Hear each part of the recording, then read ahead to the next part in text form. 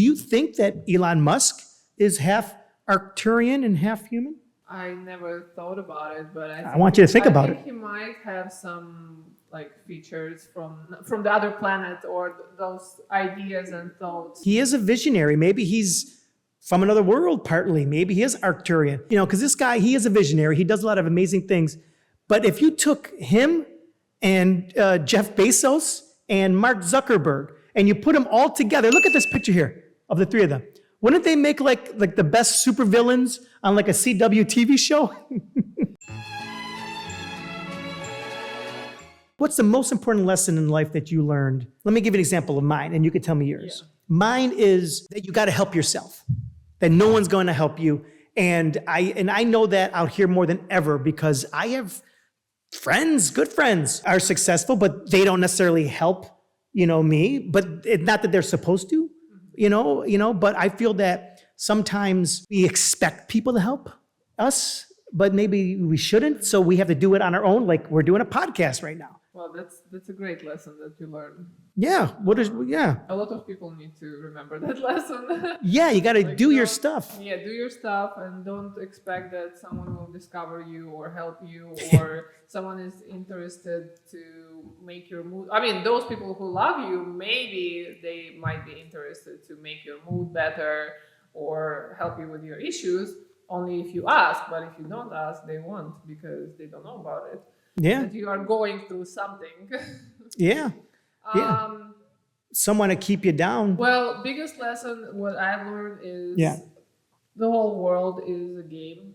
Oh. Yes. Didn't realize. Is it like Risk? Yes, it's like the game. Strategia? Like someone built the rules and we have to all play this game by these rules. Who built the rules? I don't know.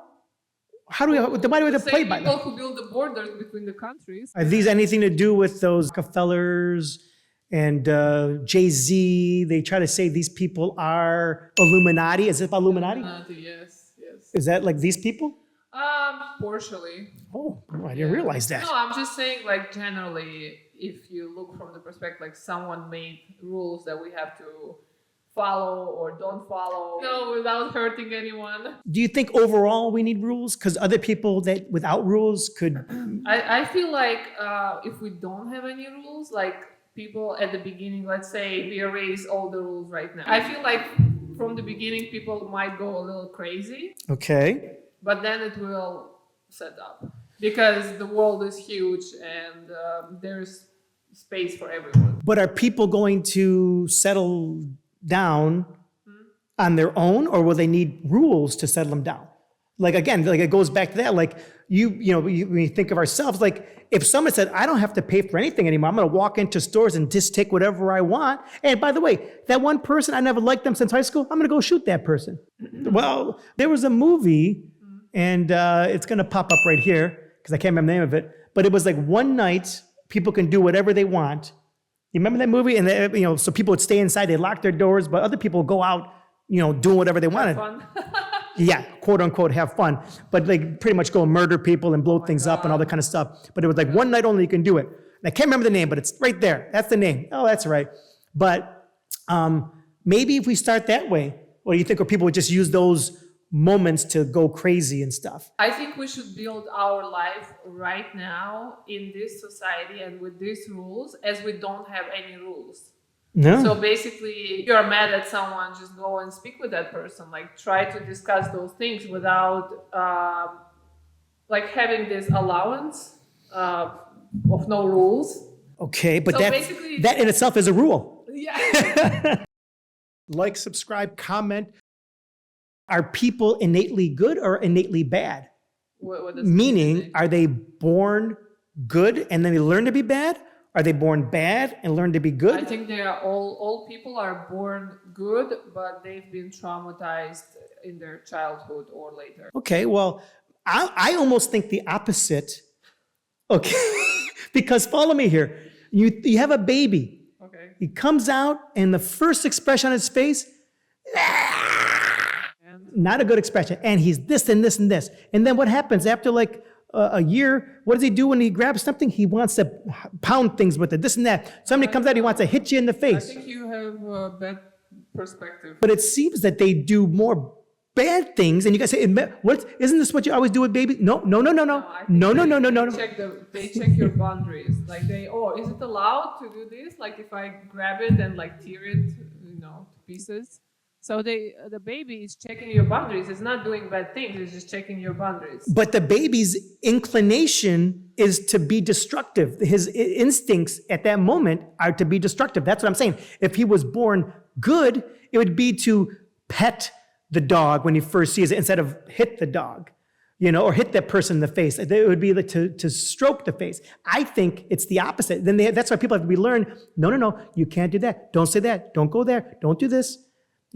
For the kid to learn, because their instinct is to be, we're animals almost. I think it depends. Also, I think it depends on the energy, what is around that's the true. baby. Oh, that could be true. So if parents hit the baby, then That he could be might true. try to hit another animal. Because he's learning. Yes, he's like learning from parents. Like, so if they are mean to him or yelling at him, then Yeah. he will go and try to yell at someone else, his friend or like other kids. Yeah. That's It's where- like pass it forward, or Yeah, if parents would whatever they call it. like you say, pet the baby Yes, and like be yeah. nice to him, like where would this aggressivity come from? yeah, where's the aggression come from? Yeah, well, maybe you're right. We're more animalistic than we are altruistic.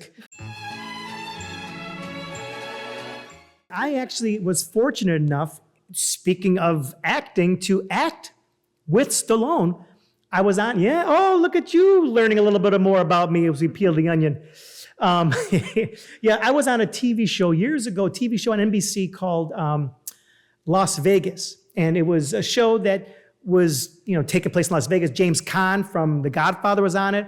A lot of people were on it. And I was in a scene with James Caan. I was the bartender. I was Bobby. I was on a handful of episodes.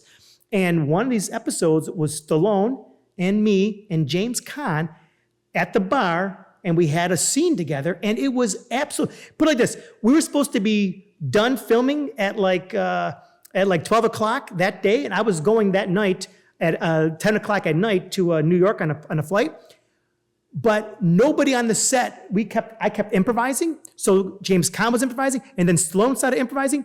So nobody was able to tell Stallone, don't improvise, guys, stay on the script. So we filmed until 9 o'clock at night, and everybody that was going to be shot that day had to go the next day to shoot, and they missed going home to Thanksgiving because it was 2 days before Thanksgiving, so they missed their flights because of Stallone. But it was a great.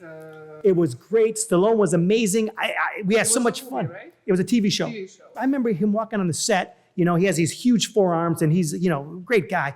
And he's walking on set, and he knows as he passes you, he knows that everyone just does this, and they watch him. He knows you're watching him.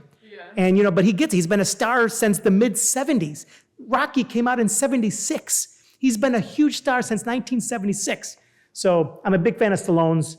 I see him sometimes over at Craig's eating with his wife and his daughters and stuff. He's a pretty cool dude. He's still making stuff happen today. Like, subscribe, comment. I think would be the hardest thing to give up.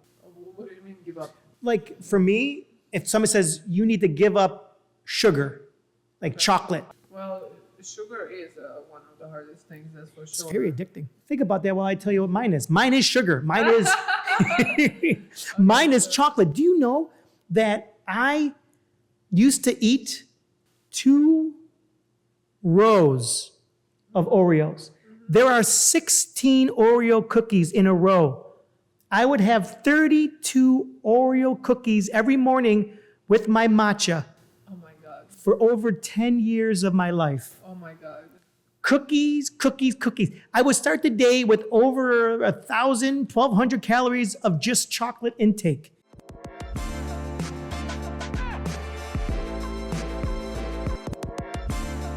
Like, subscribe, comment.